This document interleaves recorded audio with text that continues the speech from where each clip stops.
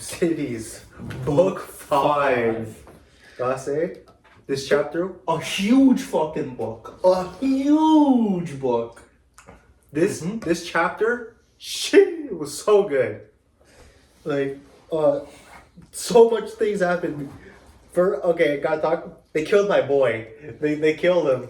They killed my boy. It wasn't right, but you can see why it had to be done. What do you mean? It's not a fucking TV. This isn't a TV show, Costa. They killed Brasidas. They had to though. What do you mean? Well, He was a populist. He was a populist. He was stirring up the people. You gotta do what they almost did to Trump. You gotta take the boy out. This wasn't a political assassination. It was war, and he died. Yeah, it's true. But let's talk about the events that led to that. So we ended book 4 with a truce, right? Yes. That truce lasts a year. It felt a lot shorter. Felt a lot shorter, but it was a fucking year. It was a sentence in Thucydides' writings. It was one sentence that I completely forgot, because as far as Thucydides was concerned, it just continued happening. Yeah. So that happened until the Pythian Games, right? Pythian Games start, and there's an armistice, and the Athenians are expelled by the Delians from Delos, and they conclude that they must have been polluted by some old offense, and because of some purification that they had on the island. Yeah, right? because like in one of the earlier chapters, like there's like this whole debacle of them trying to stop the war from happening.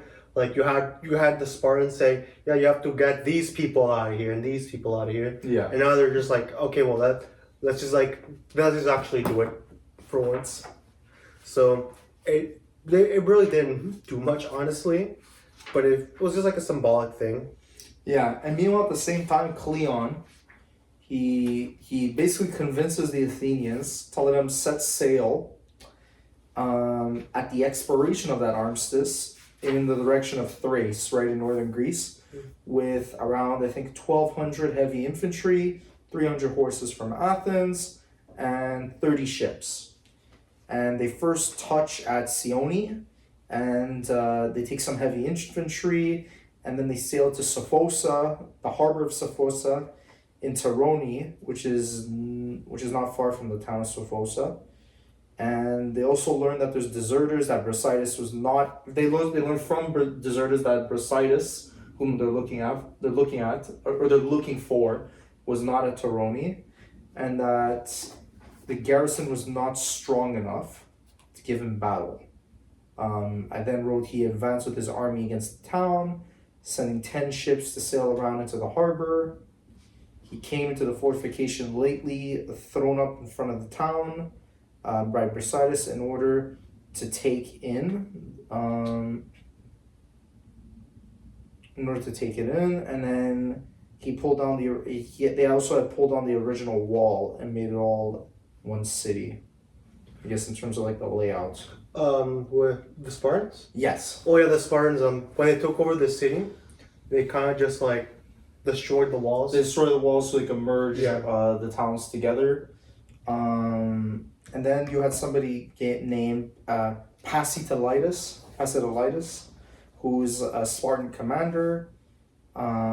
He tried to repel the Athenian assault, but he found himself like backed up against a corner pretty much. And seeing that the ships had been sent around sailing into the harbor, he was starting to be afraid, and he was afraid that they were going to besiege the city, and that they were going to take him prisoner. So he abandoned the town pretty much, and the Athenians from their ships, they already took Torone, and they then sent land forces. And they were following that Spartan commander. They were behind him, and then you had also Cleon and the Athenians set up 2 trophies, one by the harbor, the other by the fortification, making slaves of the wives and children of the people of Torone, and they sent the men with the Peloponnesians and the Chalcidians that were there to Athens. And then, hence, however, they all came home afterwards, the Peloponnesians on the conclusion of peace, and the rest by being exchanged against prisoners with the Olynthians. That's basically what I wrote about the beginning. And well, they also decided to do a treaty exchanging prisoners, Yes. and also I think they decided to trade cities that they've conquered as well. Yes. Yes. Which is yes, important. yes. Important for the next part of the next chapter, which was where a lot of shit goes down. Then I think they're like, yeah, now we're allies. They put that in the treaty. Yes. That was weird. That was weird because That's not how you naturally become an ally. We Okay. know that. like yeah, and like pretty much, like they tried to end the war by this point. Yes. Since like the Athenians, like in the previous book, they took a lot of L's at the end, and the Spartans are still reading from a bunch of L's, and apparently they're also dealing with a bunch of stuff internally as well. The Yes. Spartans. So then they're like, hey, this is a perfect time to like settle our differences. So they want to trade cities, which is weird because that one of the cities included was like one of the cities that Thucydides conquered in like on a really cool fashion By stirring up the people. by stirring up the people. Which I know this is history, but I still felt like it was a really bad plot move. As if I know this is history, but like really you talked about this city, how they conquered it, and now you're just giving it back. Okay. Just like that, yeah. And then become friends. And become friends. But it was agreed upon that they would exchange their prisoners, which the Athenians, for once, they weren't the asshole this time completely. They gave them the prisoners. Yeah. So, but here's the thing: the problem with this treaty is that like the Spartans were like, "Cool, we'll do it, and we'll do it. It'll be awesome." And let's not forget, while this treaty was happening, the Spartans wanted it to get done because a treaty they had with Argos was expiring as well. Yeah, so it was like ample opportunity at the same time. So the Spartans. So again, Thucydides does not portray this as like a moment of where like human kindness overcomes our natural desires. It could be that because of like expediency that they were losing a treaty with Argos that they needed to do one right now. Yeah, exactly. So like the treaty with Argos was expiring. So the Spartans like, yeah, let's end this war. And then Athens was like, okay. But here's part of the thing. Sparta's allies don't like the treaty. like they don't like the two main people who are mad are the Boeotians and the Corinthians. Like they look at that treaty and they're like, yeah, fuck you, we're not doing this shit, we're still at war. Yeah, because I don't think they benefited at all from it. They didn't benefit it at all. Oh, and also because I believe like the especially the Boeotians, because they're in the same region as Athens. Yeah. So they're worried that if Athens does peace with the Spartans specifically, then that's gonna free up the Athenians to then attack, to then deal with anybody who allied with Sparta and get rid of them. Yeah, and like Athens and Corinth, like they're on site, you know. They hate each other a lot. So Yeah. So whenever they have a chance, they want to kill each other. So this is I actually found the next part of this book very interesting, because now, like the Athenians and the Lacedaemonians, they're at peace, which is more of a cold war than if anything. Yeah, because then it's really about like the allies on the periphery at that point. So then you have like Athens. They try to make like a treaty with Argos, and like you have like a few people doing like a few things behind the scenes. Yeah. And in the end, they manage to do it. They do like a mutual defense, Pact. a mutual defense pact. I don't think it counts as it's offensive. And here's the thing, Corinth, like I think like there's also the threat that Corinth wanted to ally with Argos. I was either Corinth or Boeotia. One of them threatened to ally with Argos. So then you have like three major cities that Sparta would have potentially had to fight. So you have Sparta just strong arming both of them into an alliance really quickly. Yeah, I think it was Corinth, like as you said, which makes and I think it which made sense because Corinth is on that peninsula, so Sparta being able to fight, like you said, three wasn't going to be advantageous. And and is this the next part where was this? I remember there's a general. I forgot if it was before or after Brasidas died, who had that thing with the Argos, with the Argives. Let me just. Because I remember reading that, and I was like, "You gotta be fucking kidding me! I saw this from a mile away, and you didn't take advantage of it." Was that in chapter 10, Paul? You would say? Chapter. We're way past chapter 10, class. Yeah. Okay. We are chapter 16. Yeah, 16. Okay. Yeah. Chapter 15 or 16. So we're also going to talk about the Athenian defeat at Amphipolis as well, and the death of Cleon and Brasidas. They killed my boy, my Who, baby boy. they were the actual both of their sides were the ones that were opposed to the peace. Both Cleon for the Athenians and Brasidas for the Spartans. Well, it makes sense. Both of them have successful campaigns during the course of the war. Yeah, and the reasons for not wanting peace are different, right? So I think Brasidas did it from the success and honor with war gave him in general. So he felt like war gave him a lot of honor and success, and he wasn't going to give that up. And Cleon didn't want peace because he thought that if peace returned, his war crimes would come to attention and he'd get into shit like a Nazi war criminal. So he's got to keep it going. It's fucking comical how these both people want the same thing on both sides, but just for completely different reasons. Okay, but before that, I think you had a situation where Sparta attacked the Argives. I think. The Argives, yeah. Yes. And I remember it's the son of one of the Spartan kings. And the 30 years truce with the Argives was at the point of expiring, and they refused to renew it unless Signoria were restored to them.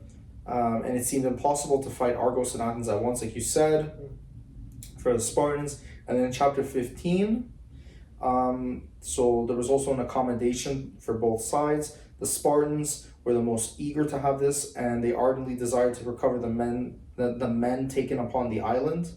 The Spartans, among whom belonged, there were a couple first families in Sparta, and they made up the governing body, right? And there were negotiations. The Athenians did not want to consent to any of the terms, and then they had an armistice for another year, I think, and they decided they were going to confer together and see if a longer period of peace could be agreed upon. And then it got to the death of Cleon and Brasidas. Okay, but in my notes. Okay. Did you have that time where the Spartans had the fucking the Argives in a chokehold and they didn't take it? Or was that after? I think it was after. Okay, then I guess we could talk about the death of Brasidas and Cleon. Yeah.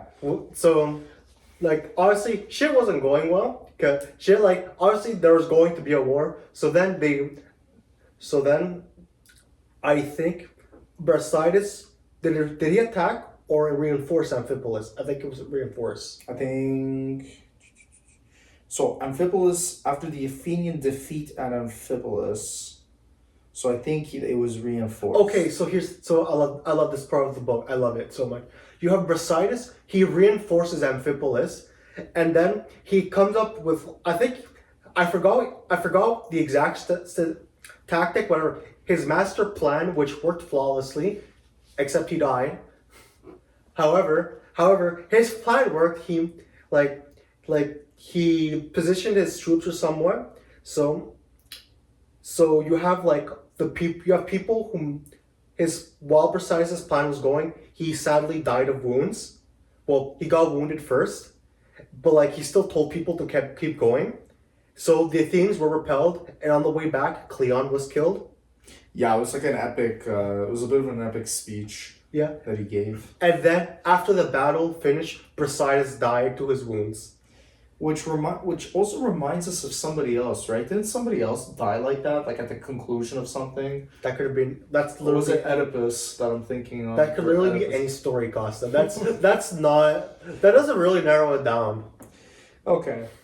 So then you had so like there was like a king, right, of like Lacedaemon, but we could say of like Sparta. And like the son of that king was named Pleistanax, right? Pleistanax, son of Archidamus. Yes, and there's also Nicias, son of Niceratus, who's the most fortunate general of his time. They each desired peace, so they were the complete opposite of Cleon and Brasidas. Nicias, while he was still happy and honored, wished to secure a good fortune. He also wanted to retain a release for himself and his countrymen. And then Pleistanax was railed by his enemies, and like I'm talking about orally or oratorically. And there was like an accusation that he and his brother Aristocles had bribed like the girl who like the prophet who was like in charge of Delphi to tell the Spartans to bring home the seed of the demigod of Zeus from abroad, and they would have to plow with a silver share. Like there was a lot of like a little confusing stuff. And then there was also like a bribe for the Spartans to have a retreat from Attica. And it just got a little bit weird from there. And then I think they finally invaded Argos. yes, they Oh, finally this is my invaded favorite Argos. part. I want to say this one. Yes. Okay, so then the Spartans finally decide to attack Argos, and then here's the thing: they convinced the Corinthians and the Boeotians to attack To join them. to join in them. a three-pronged assault. Three-pronged assault. So they go there, and then you have Athens going to the defense of Argos. Of Argo, like or I think it was live, right? Like Athenian, like the government of Athens saw this live, and then decided to ally with themselves, Paul, or was it an alliance beforehand? It was they were allied before. Beforehand. Okay. So then Athens goes to reinforce them, though not like it wasn't like the biggest reinforcement, just the ones that were there. Yeah. And then I switch, the Lacedaemonians, the Corinthians, and the Boeotians surround them. They surround the army. Almost like the seven. It's like the one of Thebes, right? With Seven like against Thebes. Seven against Thebes. Those- Kind of like that a little But bit. here's the thing: they surround them. They were like all around them. It was like a battle of the bastards. Like they're all around them, and like they will die. They would die. Then this Pleistanax does the genius move of letting them go, of letting Argos, who they have surrounded, and Not press on and like deliver. not press on. Yeah. And I read this and I was mad because I'm like, you have the advantage. I'm reading this in book form and you have the advantage. And what was the reasons? I forgot if Thucydides included a reason for Pleistanax doing that. I don't think he gave that much of a reason, but I do remember the afterwards because also, so then the Lacedaemonians decide to back off. They just leave, and their allies are pissed, by the way, because they know we had them surrounded. And it probably could have, like, the whole war might have helped to result in a Spartan and ally victory, because if they had cornered Argos, I mean, cornering Argos definitely would have like helped out with like shoring up their defenses, maybe. Yeah. Actually, no. I'll take that back. I don't think it would have like stopped the war. I think it wouldn't have stopped the war. However, it probably would have taken Argos out of the picture. Yeah. But beforehand, right? I mean, it like Sparta wanted to have a treaty with Athens because their alliance with Argos was getting expired, right? Yes. However, this is one thing that that Thucydides didn't mention, which is really important, and is that the governing body, like they rotate around, and the next part of the governing body they wanted war again. Yeah. So then they're like, okay, well, you want for war, okay, you want for peace, okay, well, we'll just go back to war. So that explains why they're being more aggressive this time around. And then, like after that battle, that almost battle, like because no, Thucydides mentioned this is one of the biggest armies up to Greek history that ever formed, and he said it would never. Never form again. It would. I remember that size would never form again because there's like three big major players go like allying against each other, allying with each other against another big city, and they didn't continue. And when Pleistinax got back, he was so universally condemned. Like everyone hated him because everyone saw. And it just would have been nice to see, like, in his head why he did it. Yeah. I mean, who knows? Maybe he was bribed. And like. Maybe, yeah. And like, here's the thing. Because like, honestly, he does go to battle at some point. I don't think we see another of his battles in this book. However, as in, like, to make sure something like that doesn't happen again, they said, cool, 10 Spartans are gonna have to double check your decisions every time. Every time you make one. Every time you make one. Like, and was at this, I think at this point, or at least, I think way into the future, right? Didn't Corinth and Argos also then form an alliance? No, that was a threat that Corinth and Argos would make an alliance. Yes. Which the Spartans strung on the Corinthians into an alliance again, so they won't have to deal with an Athenian, Argosian, Argive, Corinthian ally. And then there was also that war that broke out between the people of Epidaurus and the Argives, right? I think the pretext was that the Epidaurus did not send an offering for their pasture to Apollo Pytharis, and they were bound to, and the Argives were chief managers of the temple in that region, and it gets a little, like, the details get really piled up. There was basically like a war between Epidaurus and Argos for a little bit. Was that relevant? I don't remember it being that important. Okay. Like, because I honestly, like, while his history on the Peloponnesian War usually focuses on the Athenians and the Spartans, Yeah. They do mention like a few other cities, Smaller conflicts that are warring against each other. Because like I'm assuming at some point, like it's either assumed or like implied that they're gonna like snowball into the main conflict. Yeah. And then you had King Aegeus. Mm-hmm. King Aegeus was then talked about, like Thucydides was then mentioning Aegeus a lot. He was the son of Archidamus. This is when the Spartans wanted to march with all their people to Electra on the frontier, which was near Mount Lycaeum, under the command of that guy Aegeus. Is that the one who let the Argives go, or was it Pleistinax? I think it was Pleistinax, yeah. There's so many names. Yeah. Sorry if I mix names up. No, it's okay. It's okay. It's also a long chapter on top, long book on top of that.